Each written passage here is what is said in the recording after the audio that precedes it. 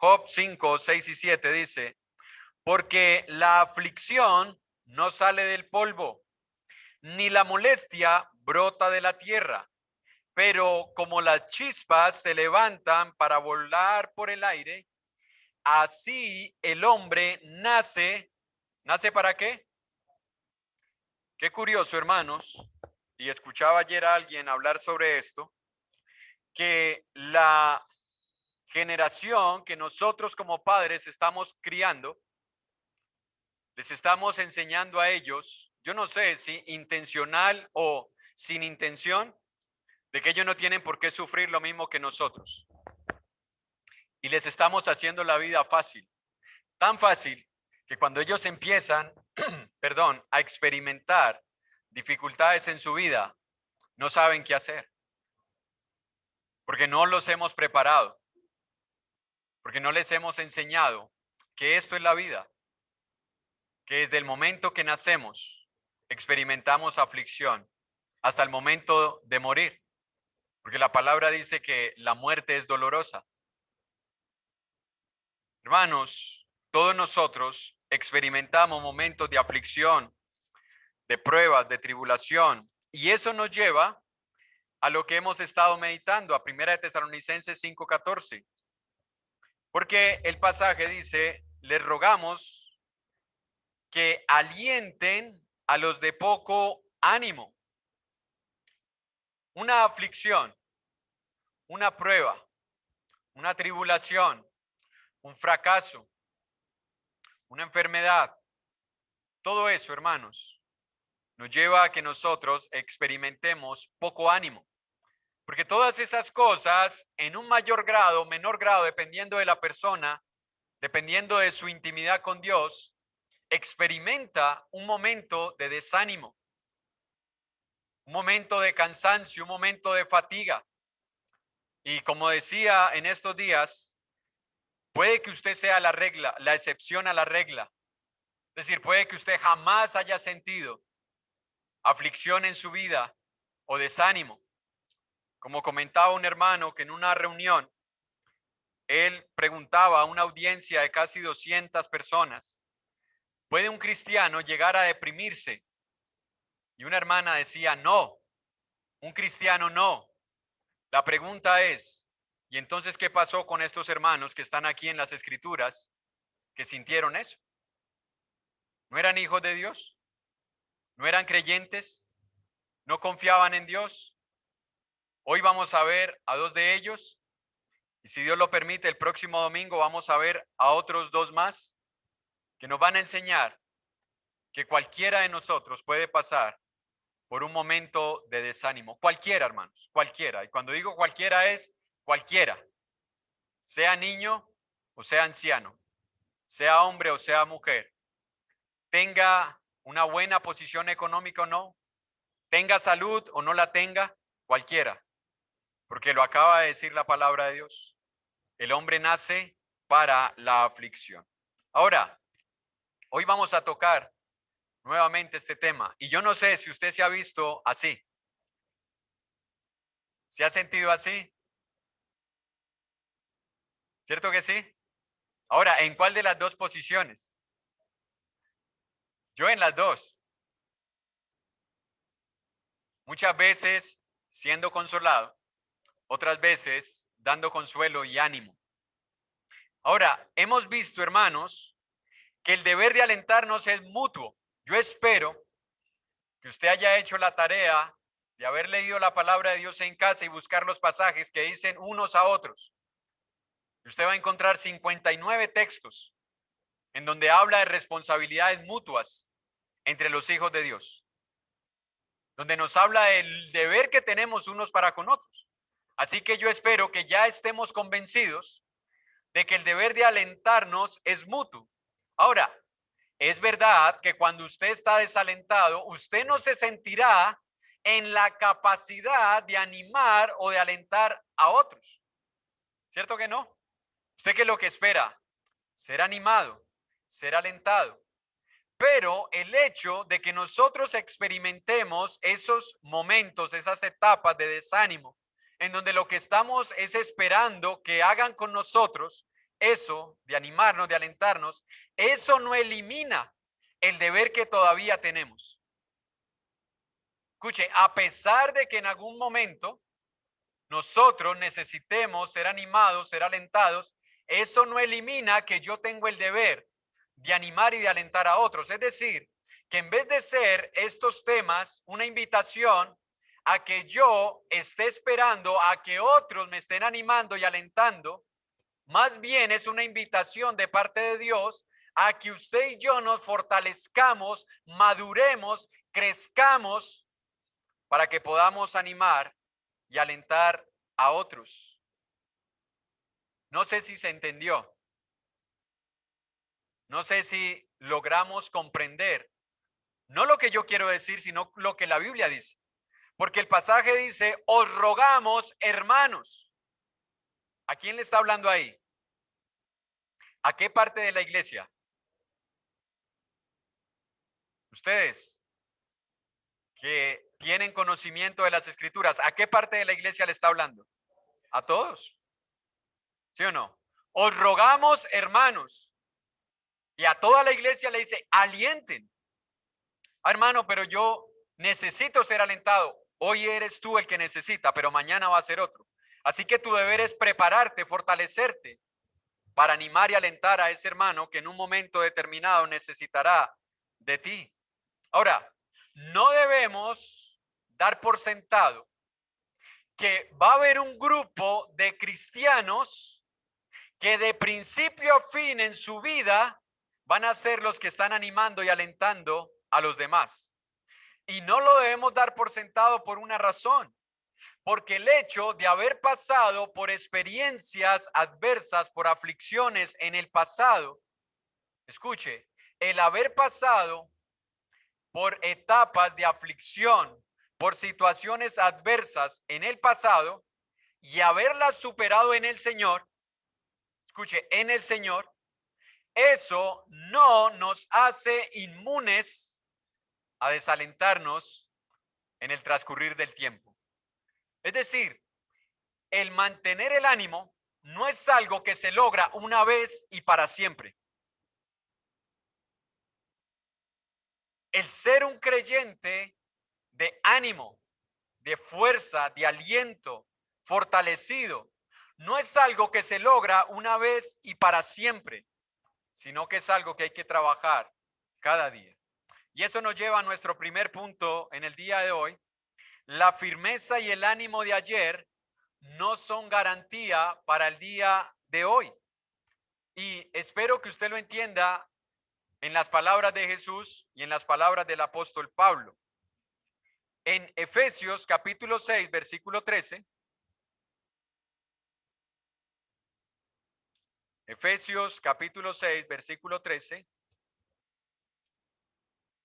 Dice la palabra de Dios: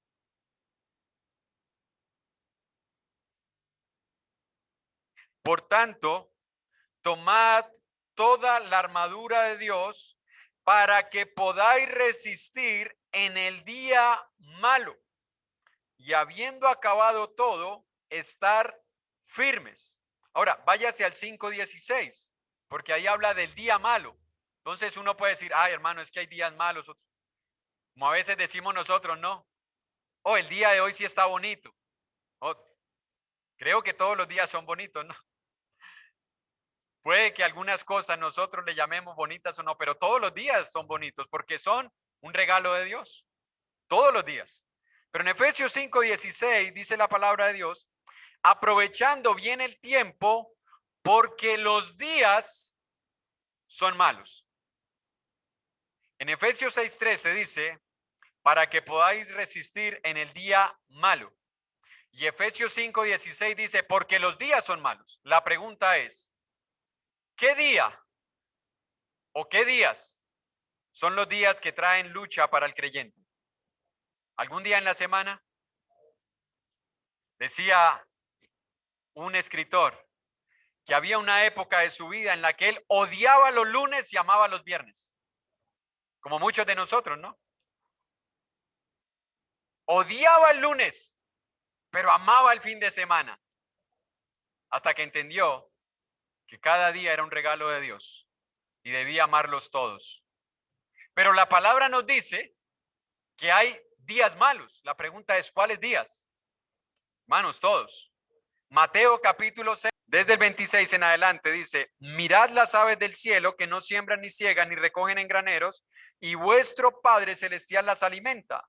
¿No valéis vosotros mucho más que ellas? ¿Y quién de vosotros podrá añadir, por mucho que se afane, a su estatura un codo? Y por el vestido, ¿por qué os afanáis? Considerad los lirios del campo, cómo crecen, no trabajan ni hilan. Pero os digo que ni aun Salomón con toda su gloria se vistió así como uno de ellos. Y si la hierba del campo que hoy es y mañana se echa en el horno, Dios la viste así, ¿no hará mucho más a vosotros, hombres de poca fe? No os afanéis, pues, diciendo qué comeremos o qué beberemos o qué vestiremos, porque los gentiles buscan estas cosas, pero vuestro Padre Celestial sabe que tenéis necesidad de todas estas cosas. Mas buscad primeramente el reino de Dios y su justicia, y todas estas cosas os serán añadidas. Así que no os afanéis por el día de mañana, porque el día de mañana traerá su propio afán. Basta a cada día, ¿qué cosa? Entonces, en palabras de Jesús, cada día trae su propio afán, cada día trae su propio mal. Entonces, cuando la palabra nos dice que debemos vestirnos con toda la armadura del Señor, de Dios, para poder resistir en el día malo, nos está hablando de todos los días. Todos los días. No es un día en exclusiva, aunque hay algunas personas que sufren más un día que otro. No sé qué pasa, pero hay días en los que experimentan más luchas que otros días. Pero todos los días el creyente está experimentando ataques de Satanás y eso lo puede llevar al desánimo. Ninguno de nosotros está exento de experimentar desánimo. No importa el tiempo que nosotros tengamos de caminar con Dios o los logros espirituales que hayamos tenido, no importa. Nadie puede llegar en su vida a decir, después de haber pasado X o Y situación, yo sé que de aquí en adelante jamás voy a estar desanimado. No es así. No es así. Todos nosotros estamos expuestos a enfrentarlo. El desánimo es un enemigo que nos perseguirá hasta el día de nuestra muerte. Por eso la escritura dice, sé fiel. ¿Hasta cuándo? No hasta que logres un nivel espiritual en tu vida. Sé fiel hasta la muerte. Hasta la muerte. Porque hasta la muerte debemos estar luchando contra muchas obras de la carne, contra muchos ataques de Satanás. Ahora, se puede experimentar el desánimo y eso nos puede llevar al endurecimiento del corazón. Ahí hay un peligro. Así que estar desanimado no es una buena decisión. Permanecer desanimados no es una opción, es una tragedia. Porque el desánimo y el desaliento nos puede llevar al endurecimiento del corazón y como resultado a la apostasía, a apostatar de la fe. Y no importa a quién usted le eche la culpa, el único culpable será usted. Allá en el cielo nadie va a pagar por sus pecados, nadie va a pagar por los míos. Cada uno dará a Dios cuenta de sí mismo, cada uno. Así que quedarnos en el desánimo no es una buena decisión, no es una buena opción. Hay que levantarse, hay que esforzarse. Ahora, el desánimo puede llevarnos o puede llegarnos más bien después de un gran logro secular o espiritual. Porque hay personas que sienten que cuando logren eso que están buscando de ahí en adelante, todo va a ser Walt Disney. Usted sabe cuál es la ideología de Walt Disney en todas sus películas, ¿no? Lastimosamente nuestros hijos están creciendo viendo Walt Disney y entonces ellos se casaron y vivieron, ¿cómo? ¿Cómo? Pregúntele a un recién casado si es así. No, hermanos. Así que el desánimo y el desaliento puede llegar después de un gran logro, sea secular o sea espiritual. Para tener un poco de idea de esto, vamos a meternos con la iglesia en Jerusalén. Recuerde por un momento, si usted ha estudiado la carta o el libro de los Hechos más bien, ¿qué pasó con la iglesia en Jerusalén? Al inicio, cuando se convierten esos 3,000, dice la escritura que perseveraban, y la palabra perseverar no era inconstancia. La palabra perseverar era estar constantes. Perseveraban en la doctrina de los apóstoles, en la comunión unos con otros, en el partimiento del pan y en las oraciones. Hermano, yo persevero. Usted aquí me ve cada domingo. Bueno, si usted lee el 46 y el 47, vamos a ver una regularidad para darnos cuenta si nosotros estamos llevando el mismo nivel de perseverancia que ellos. Porque el 46 dice, y perseveraban juntos y partían el pan en las casas y se reunían, ¿cada cuánto? Cada día. Entonces, cuando uno ve lo que significa perseverar y lo compara con lo que hacía la iglesia en Jerusalén, yo creo que nosotros tendríamos que examinar o tendríamos que preguntarnos quién redefinió la palabra perseverar. Porque la hemos redefinido a conveniencia de cada uno. Cada 15, cada mes, cada que se acuerda, cada 8. La hemos redefinido. Pero no era así como lo entendió la iglesia en Jerusalén. Ahora, esa iglesia estaba firme, estaba fiel. Esa iglesia estuvo dispuesta y a exponerse a los peligros que le acarrearía el obedecer a Dios antes que a los hombres. Al punto, hermanos, que nosotros nos damos cuenta que dos hermanos que se mencionan con nombre propio en el inicio de la iglesia sufrieron la muerte. ¿Quiénes son ellos? Esteban y Jacob, uno de los apóstoles. Dos siervos del Señor que murieron, que enfrentaron al sistema político y religioso de esa época a costa de la vida de ellos. Pero lo enfrentaron. Y la iglesia, al ver la muerte de estos hermanos, no se echó para atrás. No era una iglesia que le temía a los peligros. No era una iglesia que le temía al sistema político y religioso de la época. Era una iglesia fiel que estuvo dispuesta a enfrentarse. ¿Pero por qué lo hacían? Mire lo que dice Hechos capítulo 4, verso 23. Hechos capítulo 4, versículo 23.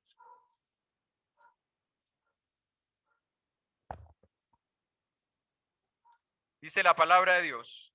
Y puestos en libertad, están hablando de Pedro y Juan, que estuvieron ante el concilio y los amenazaron. Si siguen hablando en nombre de Jesús, los vamos a enviar para allá.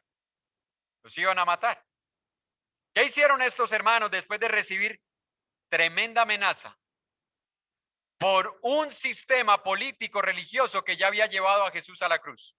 Escuche, las amenazas de ellos no eran sin valor. Ya habían llevado a Jesús a la cruz. ¿Qué les costaba llevar a Pedro y a Juan? No les costaba. Entonces, puestos en libertad, vinieron a los suyos, es decir, a la iglesia, y contaron todo lo que los principales sacerdotes y los ancianos les habían dicho. Y ellos, habiendo oído, alzaron unánime la voz a Dios y dijeron: Soberano Señor, tú eres el Dios que hiciste el cielo y la tierra y el mar y todo lo que en ellos hay, que por boca de David tu siervo dijiste: ¿por qué se amotinan la gente si los pueblos piensan cosas vanas? Se reunieron los reyes de la tierra y los principales se juntaron en uno contra el Señor y contra su Cristo.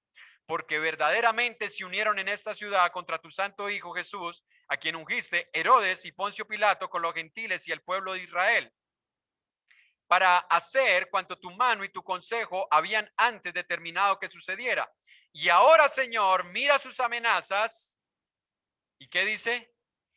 Y concede a tus siervos que con todo denuedo hablen tu palabra, mientras extiendes tu mano para que se hagan sanidades y señales y prodigios mediante el nombre de tu santo Hijo Jesús.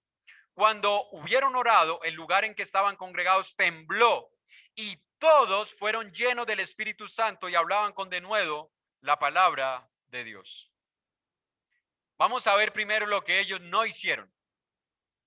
Cuando ellos se enfrentaron a un problema, a una aflicción, a una persecución, escuche lo que no hicieron. No le pidieron a Dios que se las quitara. No le dijeron a Dios que eliminara a los enemigos. No le dijeron a Dios, Señor, tú estás viendo cómo nos están atacando, Señor, quítalos del poder. No le dijeron, Señor, haz que estos hombres ahora, en vez de buscarnos o perseguirnos, se nos unan. No, eso no fue lo que pidieron. ¿Qué fue lo que pidieron ellos? Valor. Da a tus siervos valor. Hermanos, esta es la iglesia en Jerusalén, que estuvo dispuesta a enfrentarse y en vez de desalentarse y desanimarse, le pidió a Dios valor para enfrentar al enemigo. Pero no permaneció así durante todo el tiempo. Pasados los años, muchos cristianos de esta misma congregación, de esta misma iglesia en Jerusalén, experimentaron el desánimo, experimentaron el desaliento. Algunos de ellos cayeron en la incredulidad. Muchos de ellos perdieron el valor. Muchos de ellos dejaron de hacer lo que estaban haciendo en el 42 y en el 46. Dejaron de perseverar.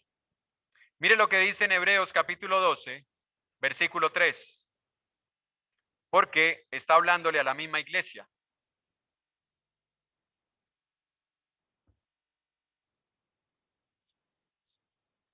Hebreos capítulo 12, versículo 3.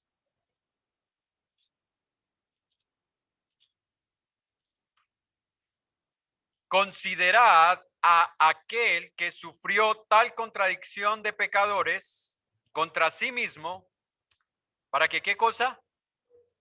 Para que vuestro ánimo no se canse hasta desmayar. ¿Qué estaba pasando con algunos hermanos en la iglesia? Se estaban cansando, se estaban desanimando. Hermano, ¿usted por qué dice eso? Porque si usted se da cuenta, muchos de ellos dejaron de crecer en el Señor. Y les dice el escritor a los hebreos, debiendo ser ya maestros, tenéis necesidad de que se os vuelva a enseñar los mismos rudimentos. Habían perdido el ánimo por instruirse, por llenarse del conocimiento de Dios. Muchos de ellos habían perdido la fe y estaban retrocediendo a su religión pasada. Se estaban volviendo del cristianismo al judaísmo. Y por eso la exhortación del escritor a los hebreos. El pacto que Cristo ha hecho con nosotros es mejor que el antiguo. No se vuelvan allá, porque la sangre de los toros y los machos cabríos no puede quitar los pecados, la sangre de Cristo sí.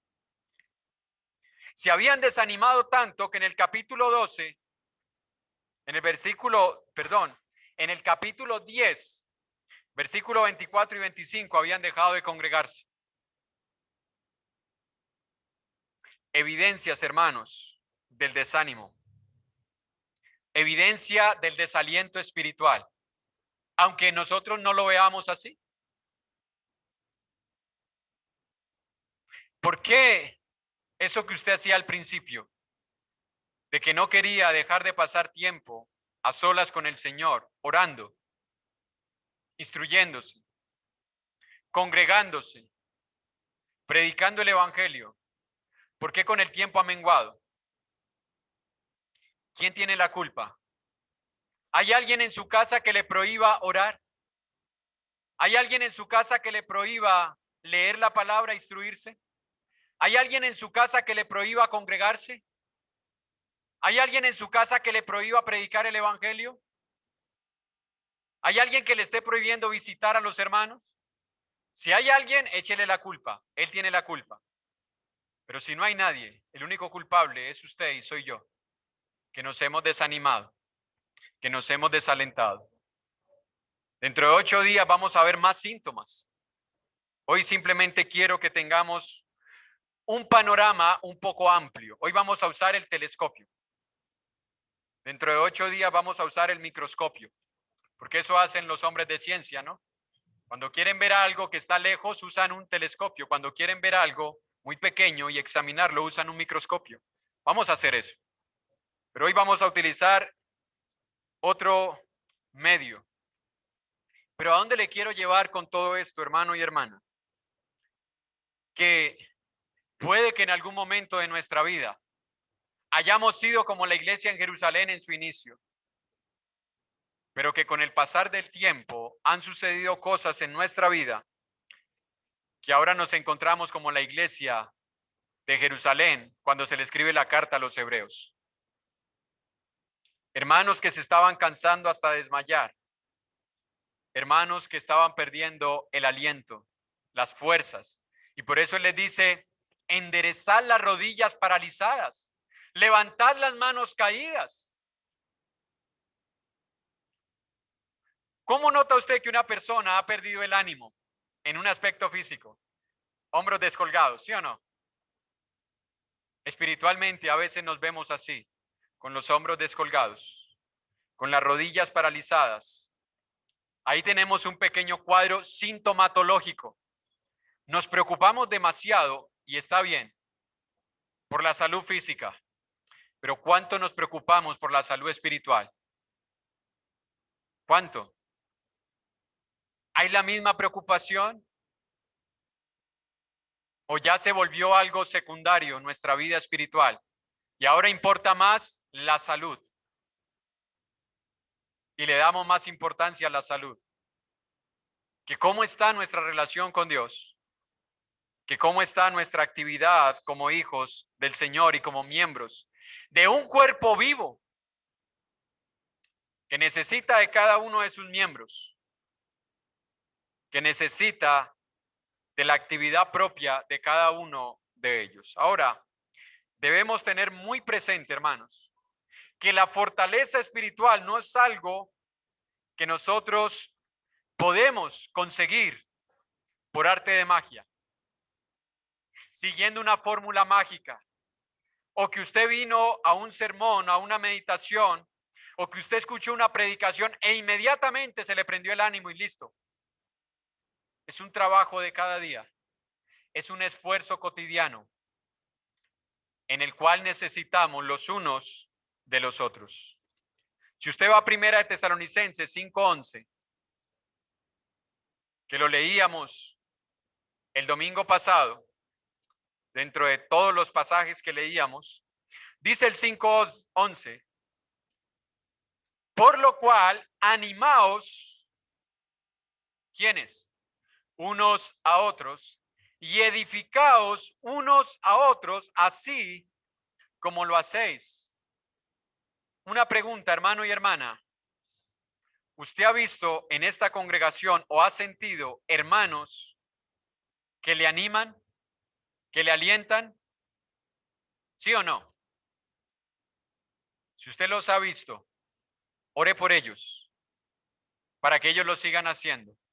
Pero haga algo más, ore por usted, para que usted también lo pueda hacer. Porque el pasaje dice que debemos animarnos unos a otros. Es un deber compartido. Es un deber mutuo. Porque todos lo necesitamos en algún momento. Ahora, ¿qué significa la palabra alentar? Vamos a ver qué significa esa palabra alentar. Porque el pasaje nos dice alienten a los de poco ánimo. Bueno, lo que quiere decir es convencer a la persona de desafiar la adversidad y poner delante de ella una luz de esperanza. Eso es alentar. Es llevar a la persona a desafiarla, o más bien llevarla a que ella desafíe la adversidad, que se enfrente a la adversidad, colocándole delante de ella una luz de esperanza, diciéndole que al final hay una posibilidad, hay una oportunidad. ¿Usted sabe por qué tantas personas se suicidan? Porque han perdido de vista una oportunidad de solucionar su problema.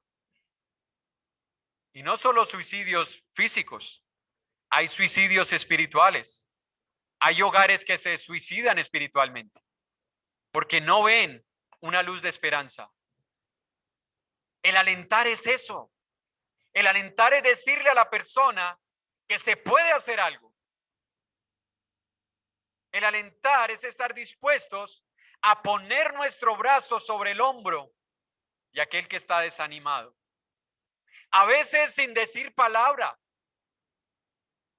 Yo recuerdo en una ocasión que mi papá quiso alentar, animar, dar consuelo a una prima mía que se le había muerto el hermano. Bueno, lo habían muerto. Lo murieron. Y mi papá, que era un poco torpe para hablar, con buenas intenciones, pero torpe para hablar, se le acercó a mi prima, yo estaba ahí con mis hermanos, y le dice, pues hombre Gina, más que tristeza, 1000 felicidades. Era su forma de alentar. Era su forma de decirle que él estaba contento porque ella estaba viva, pero no era lo que ella posiblemente necesitaba escuchar. Así que habrán ocasiones en las cuales nosotros no sabremos qué decir, pero sí hay cosas que podemos hacer. Un abrazo, colocar nuestro hombro por encima del otro. Eso es hacerle sentir que estamos ahí. Eso infunde aliento. Eso infunde ánimo. Es decirle a esa persona que no se sienta sola, que no está sola en el mundo. Es decirle a esa persona sin palabras que me preocupa, que aquí estoy, que puede contar conmigo.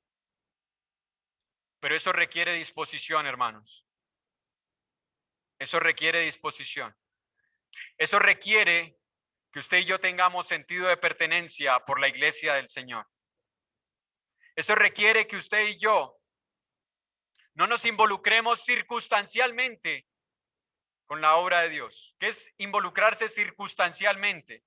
Es que usted no planeó, es que usted se encontró con la persona o con la situación, con la necesidad, pero usted no la planeó. Yo no me imagino que usted contrate a un trabajador y que él trabaje circunstancialmente, es decir, cuando se le ocurra ir y usted esté contento con él.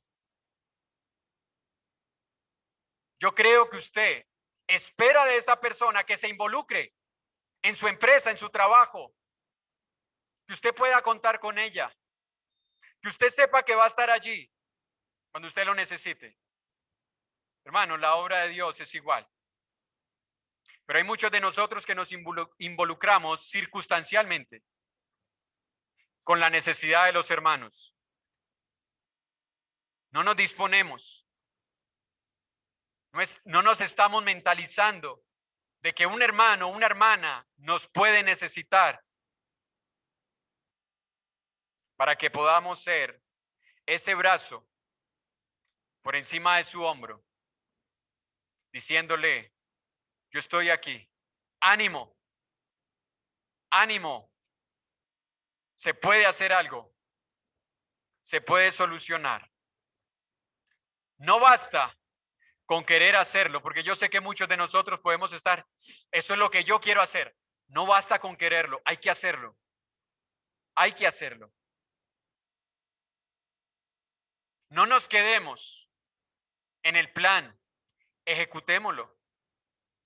Ahora, no se trata de que usted entonces se programe humanamente para hacerlo, porque va a tener muchos impedimentos o vamos a tener muchos impedimentos.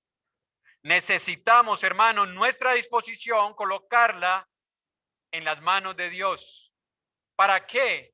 Para que, como dice el apóstol Pablo en 2 Corintios 4:7, para que la excelencia del poder sea de Dios y no de nosotros. Para que cuando usted y yo podamos hacer algo que en la iglesia traiga beneficio, al final ninguno de nosotros crea que es mejor que otro, que sirve más que otro, sino que al final le demos la gloria a Dios y digamos como Pablo, he hecho más que los otros apóstoles, pero no yo, sino la gracia de Dios conmigo. Que cuando nosotros animemos o alentemos a alguien, no digamos, es que yo nací para esto. No, es que Dios me ha hecho así. Es que Dios le ha placido usarme a mí. Y recuerde, en el Antiguo Testamento, Dios usó a un animal, a una bestia muda. Así que no hay gloria, hermanos, cuando somos usados por Dios. No hay gloria. La gloria solamente es para Dios. Ahora, ¿qué es animar? Porque la palabra dice que hay que alentar a los de poco ánimo. La palabra animar es fortalecer. Son muy similares, pero cada una tiene sus propias connotaciones. Es impulsar, es infundir valor, es estimular, ya sea con palabras o con acciones que transmiten interés por las personas, para que desarrollen todo el potencial que tienen y se puedan mantener activos. ¿Usted ha visto que en los deportes se anima? ¿Sí o no? Muchos de los jugadores están quejándose porque dicen que han perdido un poco de energía los partidos porque no hay público que los anime, que los aliente. Y no es solamente en el fútbol, es en muchos deportes. Yo recuerdo, y me perdonan que hable a veces en primera persona, pero no puedo hablar de usted, así que hablo por mí. Cuando yo competía ciclomontañismo, hubo una carrera en particular en Bugalagrande, año 2000, en donde yo iba relegado. Atrás, adelante iba un muchacho que era de la Cumbre, de apellido Arce, que era menos trepador que yo. Pero ese día él iba más adelante que yo. Y yo ver lo que él ya estaba subiendo la cima y yo apenas iba en el plan, me desanimó. Estaba allí el señor que nos había formado el equipo y vio cómo yo bajé el pedaleo. Me dijo, ¿qué pasa, Veneno? Me decía en esa época. ¿Qué pasa, Veneno? Le dije, no, ya este comenzó a subir, yo voy aquí. ¿Ya qué? Ya voy a subir a mi ritmo. Me dijo, usted es mejor trepador que él. Usted sube más que él. Le dije, pero ya empezó a subir, no importa, usted sube más que él. Usted lo puede alcanzar y lo puede pasar. Hágale. Era para, ya era la final, la válida final, y de ahí se definía campeón, subcampeón y tercer puesto. Yo iba de tercero, pero si ese día el segundo se había quedado atrás mío, iba adelante el tercero y el primero, y si yo podía avanzar, podía quedar de segundo o de primero. Pero yo había perdido el ánimo. Pero él me hizo recordar que yo subía mejor que él. Así que para no alargarle la historia, lo alcancé y cuando él me vio me dijo, no te vas tan rápido, dame rueda. Darme rueda es que yo cogiera el ritmo de él y lo fuera llevando. Y yo dije, no le voy a dar rueda. Estamos en un deporte, estamos compitiendo. Así que me cambié de lugar y aceleré y lo dejé botado. Llegué de segundo y eso me sirvió para quedar de segundo en la válida, subcampeón departamental de prejuvenil. Pero fue por alguien que me recordó que yo tenía un potencial. Fue alguien que me dijo, tú puedes hacerlo, porque tú ya lo has hecho. Eso es animar. No es decirle a la persona que va a lograr hacer cosas que nunca ha hecho porque posiblemente jamás las hará. Es recordarle a la persona que puede hacer cosas que ya ha hecho porque Dios le ha dado el potencial. Eso es animar. Eso es animar. Porque usted le puede decir a su hijo que no da pie con bola, como decimos nosotros en el fútbol. No te preocupes, hijo, tú vas a ser igual que Messi. Y puede que no le guste el fútbol, usted lo esté obligando, o puede que le guste y no pase de defensa o de aguatero izquierdo. No es decirle que va a hacer cosas que posiblemente no va a hacer. Es recordarle que él tiene un potencial dado por Dios con el cual puede seguir desarrollando lo que ya ha hecho en el pasado, pero que se ha desanimado. ¿Sabe quién hizo esto de una forma práctica y creo que lo hace mejor que yo? Nuestro hermano Bernabé en Hechos capítulo 4, versículo 36.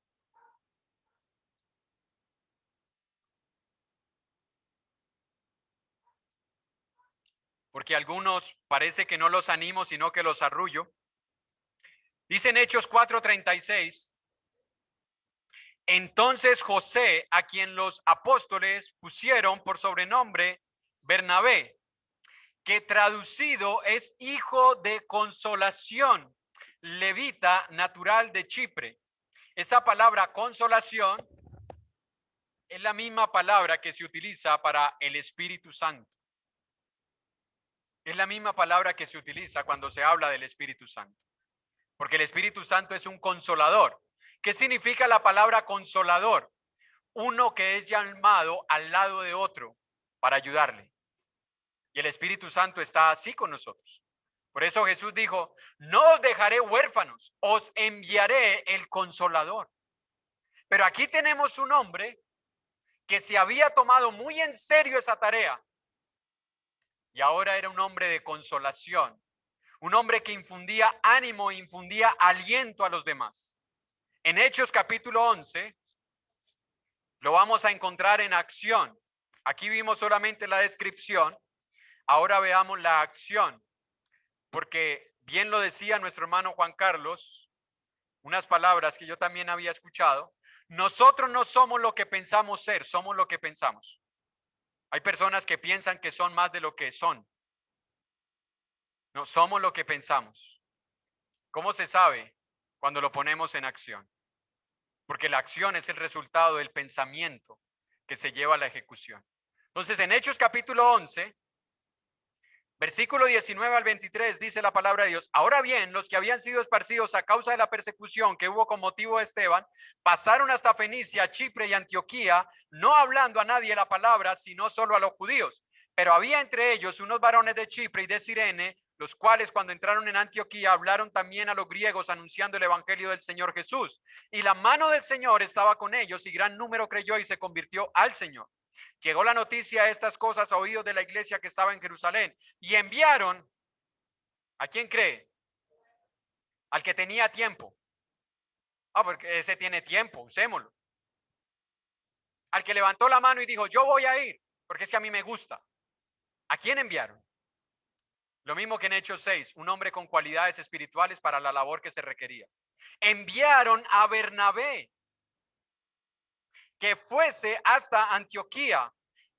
Cuando llegó y vio la gracia de Dios, se regocijó y exhortó a todos a que con propósito de corazón permaneciesen fieles al Señor.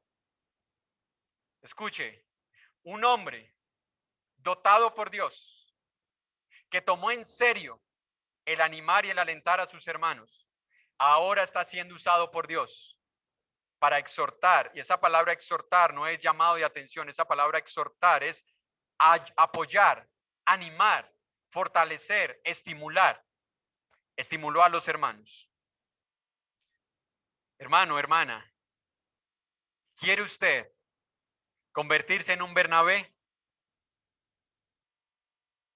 Joven, jovencita, ¿quiere convertirse usted en un Bernabé? ¿O quiere convertirse en J Balvin, Maluma? ¿Sí o no? Karol G. Los jóvenes entienden. ¿En quién quiere convertirse usted? Hermanos, ¿cuántos Bernabé se necesitan en la iglesia? Todos, todos. Alentaos los unos a los otros. El desánimo no está determinado, o más bien no está limitado a un grupo determinado. Ya hemos dicho que cualquiera de nosotros puede estar enfrentando en algún momento de nuestra vida desaliento. Y escuche, cuando estamos en esa situación, los problemas internos se agrandan. Un problema que en otro momento usted controlaba y manejaba con la ayuda de Dios, en un momento de desaliento, en un momento de desánimo, esos problemas ahora se agrandan. ¿Y sabe a qué nos lleva eso? A la autocompasión. En palabras más castizas, a la baja autoestima. Esa frase sí la conocemos, ¿no? La baja autoestima.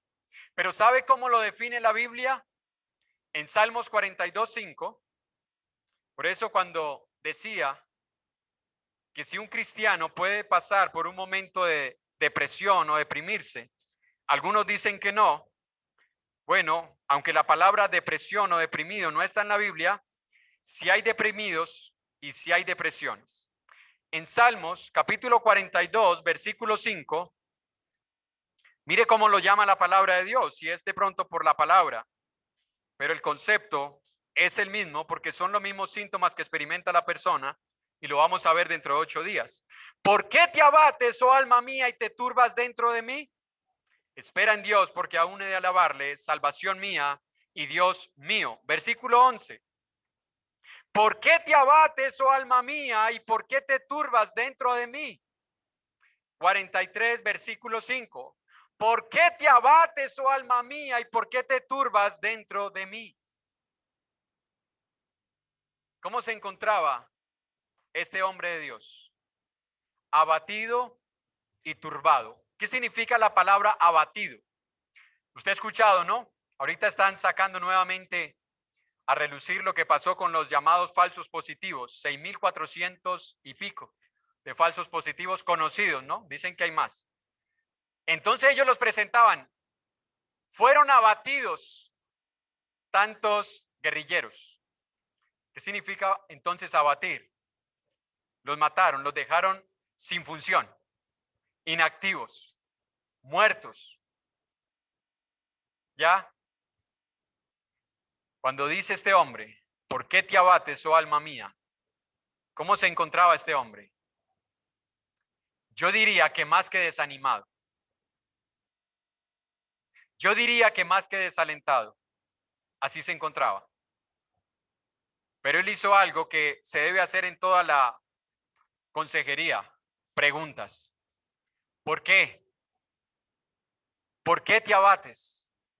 Hay preguntas que a veces hacemos y hay preguntas que a veces necesitamos hacernos.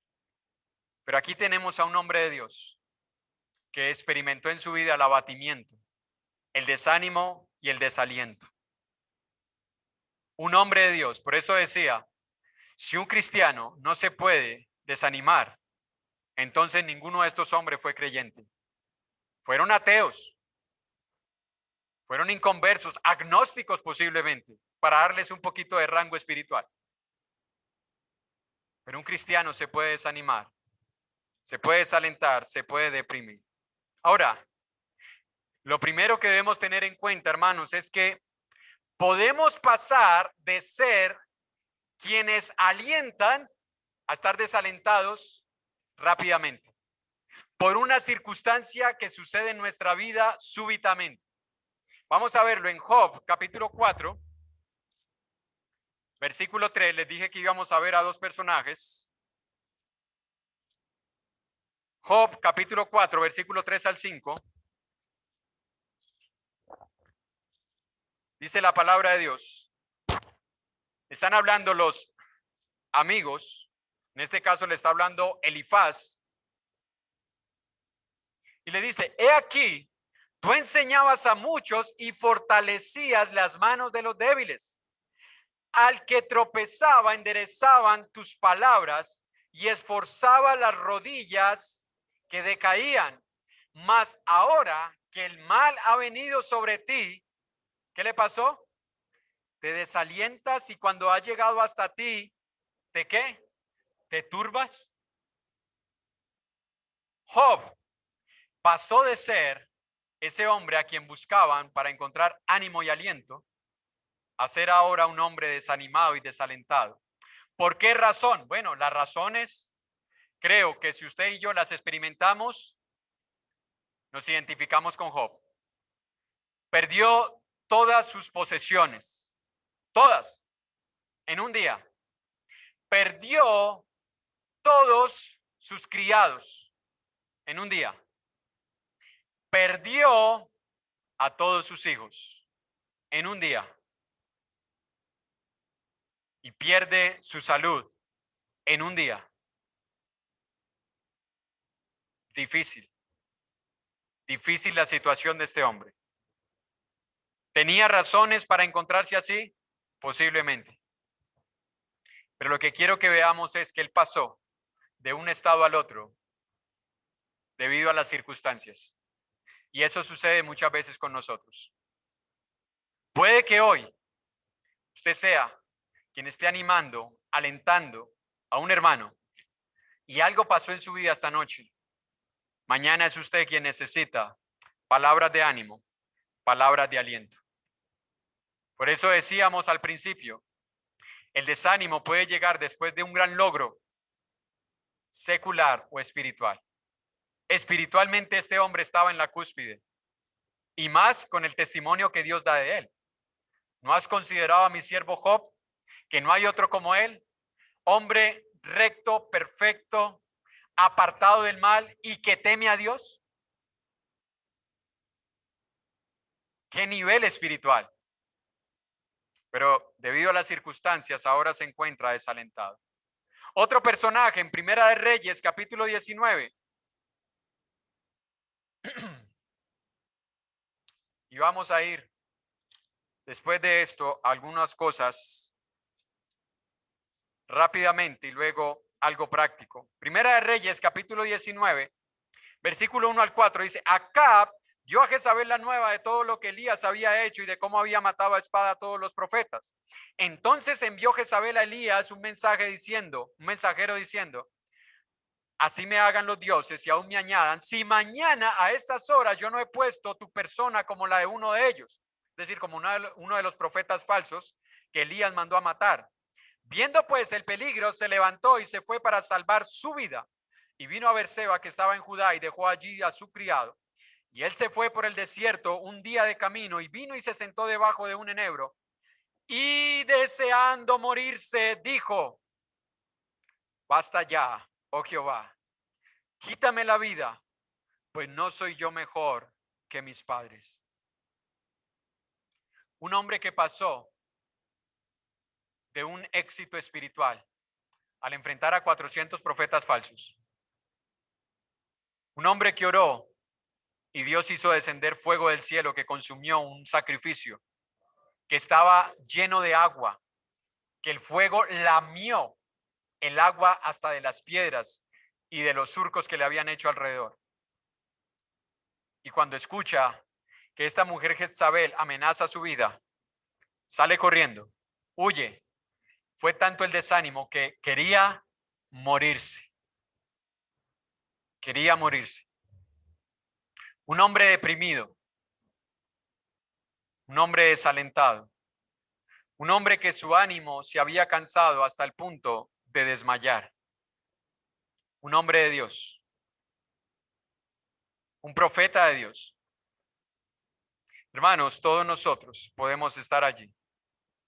Cualquiera de nosotros. La iglesia en Tesalónica comenzó enfrentándose a la oposición. Si usted lee 1 Tesalonicenses capítulo 1, versículo 6, que ya lo veíamos en la introducción de este tema con nuestro hermano Juan Carlos y los días miércoles cuando se estaba estudiando esta carta. Pero en 1 Tesalonicenses capítulo 1, versículo 6 al 9, miremos cómo estaba la iglesia. ¿Cómo fue que inició la obra? Dice: y vosotros vinisteis a ser imitadores de nosotros y del Señor, recibiendo la palabra en medio de gran tribulación, con gozo del Espíritu Santo, de tal manera que habéis sido ejemplo a todos los de Macedonia y de Acaya que han creído, porque partiendo de vosotros ha sido divulgada la palabra del Señor, no solo en Macedonia y Acaya, sino que también en todo lugar vuestra fe en Dios se ha extendido, de modo que nosotros no tenemos necesidad de hablar nada, porque ellos mismos cuentan de nosotros la manera en que nos recibisteis y cómo os convertisteis de los ídolos a Dios para servir al Dios vivo y verdadero. Escuche cómo inició esta iglesia. Convencidos y convertidos. De tal manera que el testimonio de ellos llegaba a otras personas que escuchaban que esta región era una región idólatra, pagana, inmoral, y veían cómo Dios había obrado en ellos, al punto que cuando llegaban los apóstoles, no es que la gente le decía, bautíceme, yo quiero ser bautizado, no. Nos dice, no tenemos que hablar mucho o no tenemos que hablar nada. Quiere decir de que ellos no necesitaban argumentar tanto, pero era necesario la predicación del evangelio, porque nadie puede creer si no ha escuchado. Necesitaban la predicación del evangelio. Pero estos hermanos recibieron la palabra con fe, con denuedo, con valor. Se enfrentaron al sistema religioso y político de esa región, que era un sistema adverso al teísmo o al creer en Dios, al monoteísmo. Ellos eran politeístas, pero aún así creyeron y se convirtieron. Pero escuche, no es como se inicia, sino como se termina. Porque en la Biblia usted va a encontrar hombres de Dios que iniciaron bien y terminaron más o menos. Otros terminaron muy mal y otros terminaron bien. Pero no es como se inicia, sino como se termina. Y estos hermanos iniciaron bien. Pero mire lo que estaba pasando al punto que el apóstol Pablo decide enviar a alguien para darse cuenta que estaba pasando en la iglesia. Más adelante en el 3:5 dice, por lo cual también yo, no pudiendo soportar más, envié para informarme de vuestra fe, no sea que os hubiese tentado el tentador y que nuestro trabajo resultase en vano. En el versículo 3 dice, a fin de que nadie se inquiete por estas tribulaciones, porque vosotros mismos sabéis que para esto estamos puestos. Algunos hermanos estaban inquietando, algunos hermanos estaban enfrentando ahora tribulación al ver que su apóstol, su hermano, ahora estaba enfrentando tribulaciones en las regiones donde se encontraba, que eran las regiones de Macedonia y de Acaya. Y se estaban inquietando, se estaban turbando, y es por eso que Pablo les tiene que escribir más adelante, en el capítulo 4, versículo 13, tampoco queremos, hermanos, que ignoréis acerca de los que duermes, para que no se entristezcan como los otros que no tienen esperanza. Algunos hermanos estaban ahorita entrando en la desesperanza al ver que sus familiares estaban muriendo antes de la venida del Señor. Se estaban entristeciendo, se estaban desanimando, a pesar de que habían iniciado bien. Porque el desánimo nos puede llegar en cualquier momento, en cualquier circunstancia. Ahora, ¿quiénes necesitan del ánimo? Ya hemos dicho que todos. Y es posible, hermanos, que nosotros no nos demos cuenta en un contexto general de la iglesia cuántos hermanos necesitan palabras de ánimo y de aliento. Es posible. Pero creo que sí es posible darnos cuenta en nuestra propia familia quién necesita palabras de ánimo y de aliento. Creo que eso sí es posible, ¿o no? ¿Sí o no? Yo creo que sí. La pregunta es, ¿quiénes necesitan de nuestro ánimo en el hogar? Primero, el padre, que siente que su esfuerzo no es valorado, que siente que todo lo que él hace no es suficiente. Él es un vaso frágil, lo dice Primera de Pedro 3:7. Dice que la mujer es vaso más frágil, pero eso quiere decir de que el hombre es frágil. Y hay hombres, padres, esposos, que se sienten así, porque hacen su mayor esfuerzo, pero no se reconoce. La madre, que no siente el aprecio de su esposo o de sus hijos por su dedicación en el hogar, ella también se desanima, ella también se desalienta, porque ha dedicado su vida a la familia, al hogar, pero nunca es suficiente para los hijos, nunca es suficiente para el esposo. Ella es un vaso más frágil. Los hijos que se sienten menospreciados por padres exigentes, por padres que no les pasan por alto ninguna torpeza. Hay diferencia entre rebeldía y torpeza.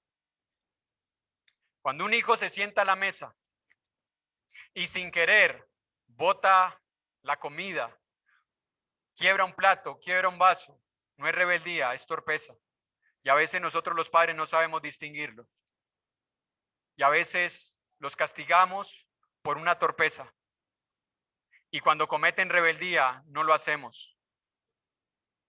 Y son esos hijos que experimentan el desánimo y el desaliento. Siempre con padres que los comparan con otros hijos.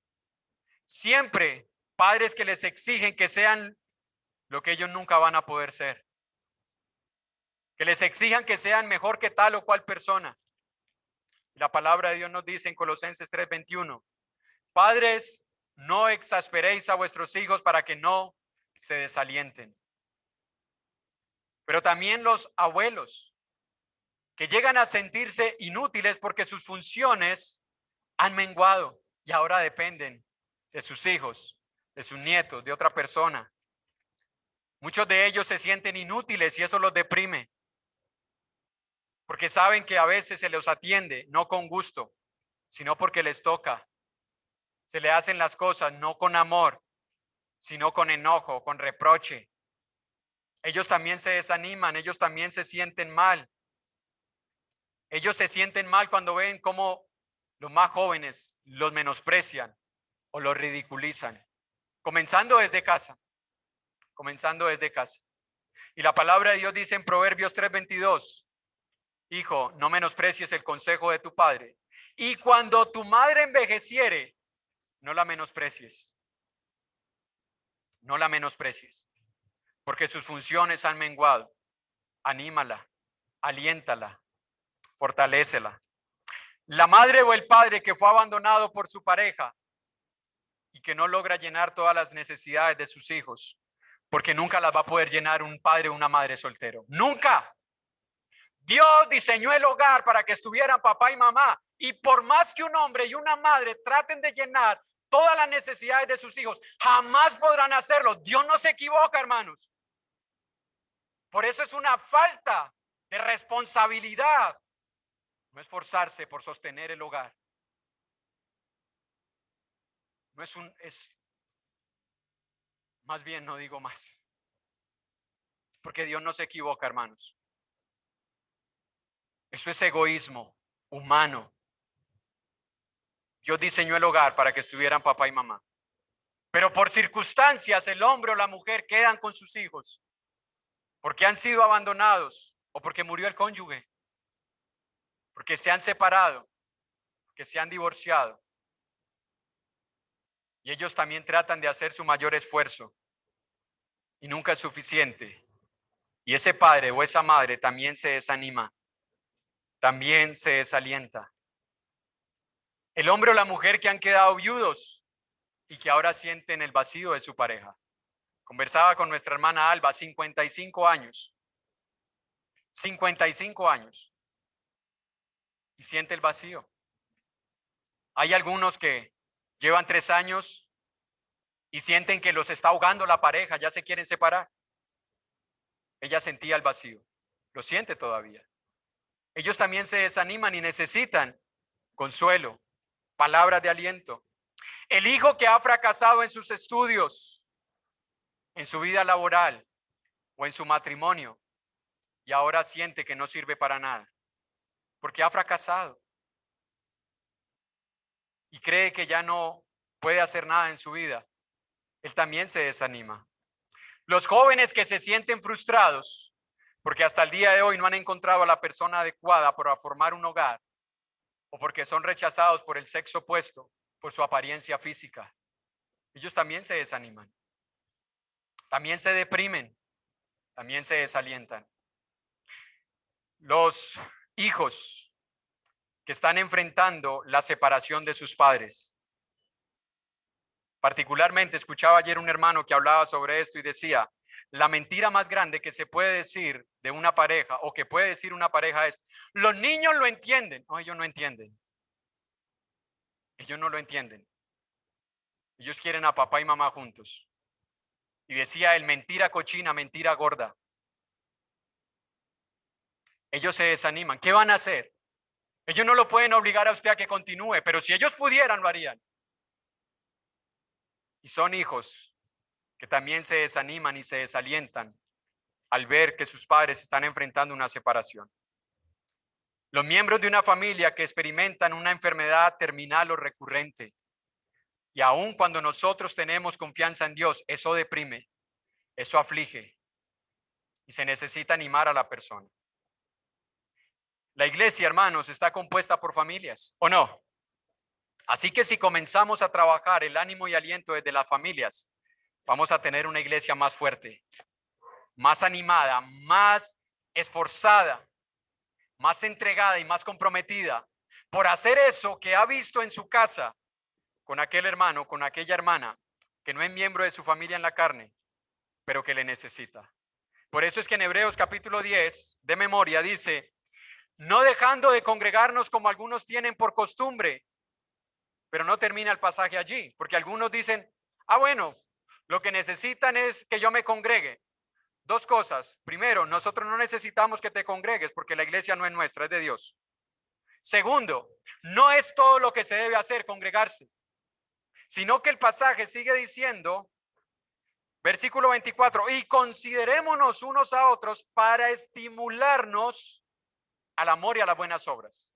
Cuando tú vengas a congregarte, hermano, decídete de corazón estimular a tu hermano o a tu hermana al amor y a las buenas obras. No dejes de congregarte, sino exhorta, y tanto más cuando veis que aquel día se acerca. Hermanos, si en verdad nos importa la situación de nuestros hermanos, si lo que a veces decimos con nuestros labios es una realidad en nuestros corazones, entonces no dejemos de congregarnos, no vivamos la vida espiritual en la virtualidad. ¿Sabe cuál es esa? Hermanos, no fuimos, pero estuvimos en el espíritu. Aquí no somos espiritistas, o por lo menos yo no.